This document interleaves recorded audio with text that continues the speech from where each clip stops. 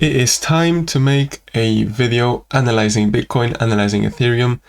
It's that time of the day, so without wasting any more time, we can start off maybe let's start on the 4-hourly time frame. Bitcoin, right, we managed to go long down there. And then I also said this was an area where I was going to go long.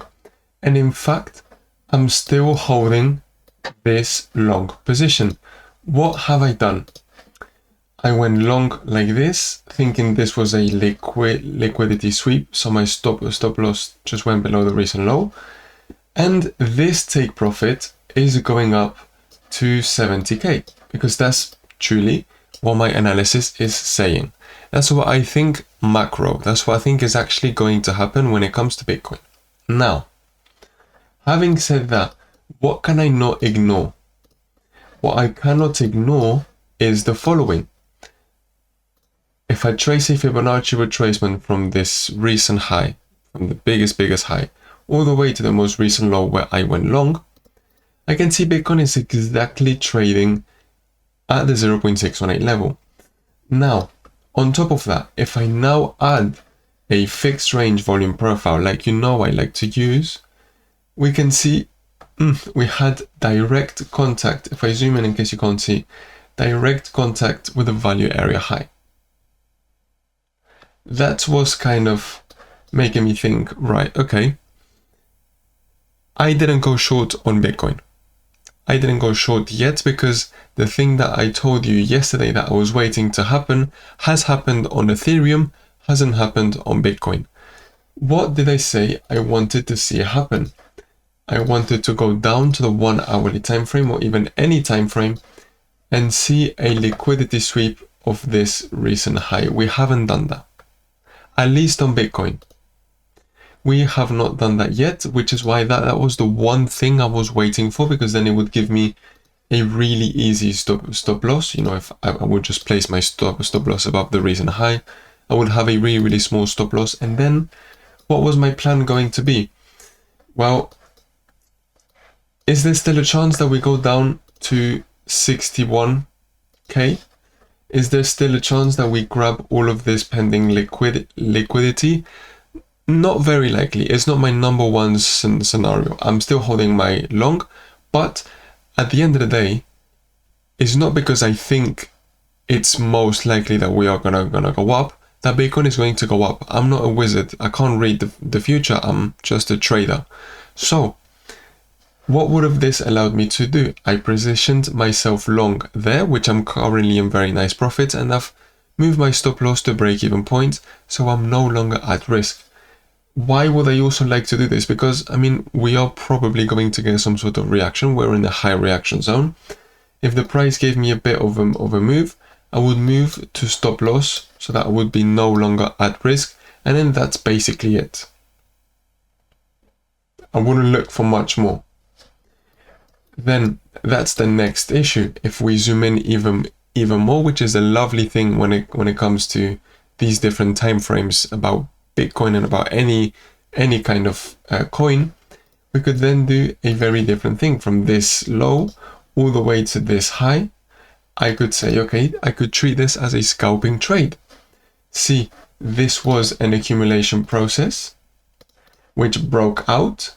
We could just be doing a retest to the top side of this range. So if you think, okay, I don't think Bitcoin is actually going to go down to 61k, and I'm not bothered, fair enough, you could have a bit of a smaller take profit down to the 0.618 level, because you would be going back to test this recent micro accumulation process that we had on Bitcoin. I think that is something doable. That is something more in the smaller time frames, because the bigger picture, we already know exactly what it is. If we turn on our indicator on the 1-hourly time frame, we can actually see something else that is making me think I want to go short. We've got the smart trend, which is purple. We got the little yellow dot. We are making lower highs on the RSI and higher highs on the price action. That is a bearish divergence. Although, very important to note, we are starting to get increasing money flow. Money flow keeps on coming in and coming in and coming in and coming in, which means that this move has more and more and more and more aggression inside it. Therefore, that's why I haven't gone short yet, because we haven't grabbed the liquidity. If we do it and we get a confirmed liquidity sweep, then yes, I might look for a short position, exactly how I've just painted it for you. That's basically looking at Bitcoin. If we now, if we go up to the 4-hourly time frame,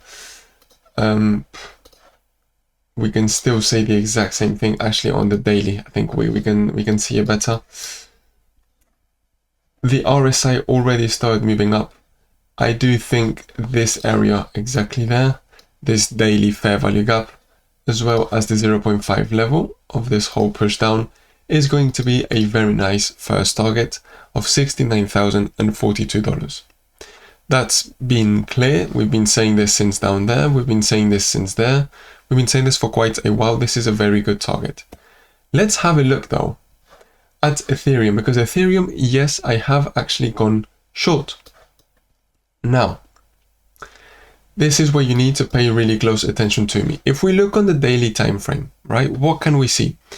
This gray line is a 50 time frame exponential moving average, okay, which has been respected, broken, retested, and it hasn't been broken. We have not broken this at all. We've had just wicks on the bottom or on the top. It has served as a really nice support, really nice resistance. Cool, fine. What happens though? Well, actually worth noting as well, we left a little gap. We weren't quite oversold yet, but we've already started pushing up a little bit, and we've had the subsequent push up. Let me move down to the 2-hourly time frame, or yeah, okay. Very similar thing actually on the 1-hourly, we can see it better. Let's trace Fibonacci retracement from this high of 1,982 all the way down to this low. What did Ethereum do? Ethereum did something which was quite nice. We grabbed this liquidity. Let me hide these indicators so that you can see it. What did we do? Liquidity sweep. We closed the body of the candle below these lows. We had a big wick, and we're starting to get a rejection back down. That's the trade I took. This is not a trade with a bunch of money. This is not a trade with a massive stop loss above this recent high. No, it's a trade like this. A 0.7 stop loss, and this is where things start to get a bit more difficult.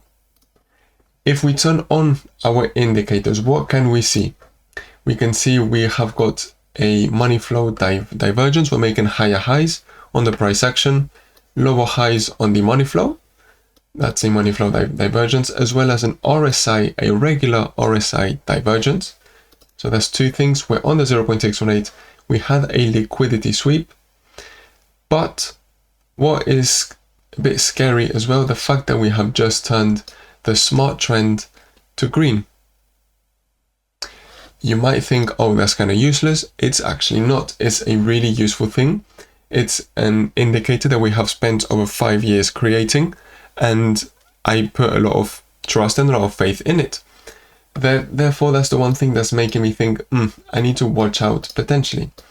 Where could my take profit be for this trade? You could argue, if we go up to the 2-hourly time frame, and now I use multi-time frame fair value gaps, and I turn on the daily time gaps, you could say this could be a target. So if Bitcoin does go down to 61,000, I do strongly believe Ethereum, oh, that's a bit silly of me.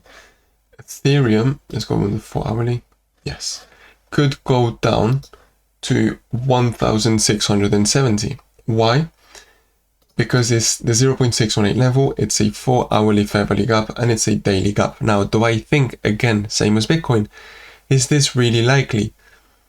I don't really think this is my number one scenario. What I do think is that we might get some sort of small reaction, which is what I'm looking for. I am a trader. I do want to trade. So let's go back on the 1 hourly time frame. Let's turn on the fixed range volume profile.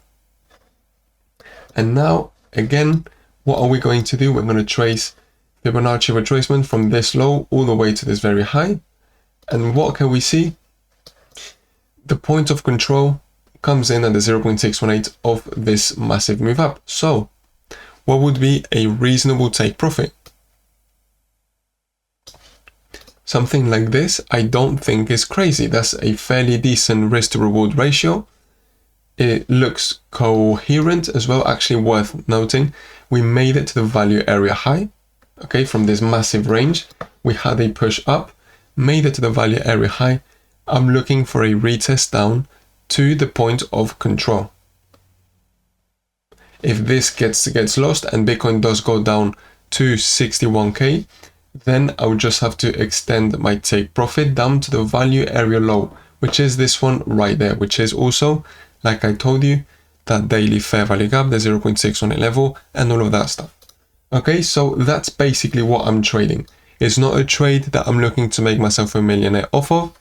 It's just a trade that I've decided to take because I think it makes sense and is coherent. I am not forgetting, though, that if we go up on the weekly time frame, I have a bullish weekly divergence. Cannot forget that at all. On Bitcoin, on Ethereum, lower lows on the price action, higher lows on the RSI, and it is also a money flow divergence. Okay, that's why I am still being bullish. I do still think Bitcoin can push up, Ethereum can push up, but on the smaller time frames, I am happy to look for a scalping trade.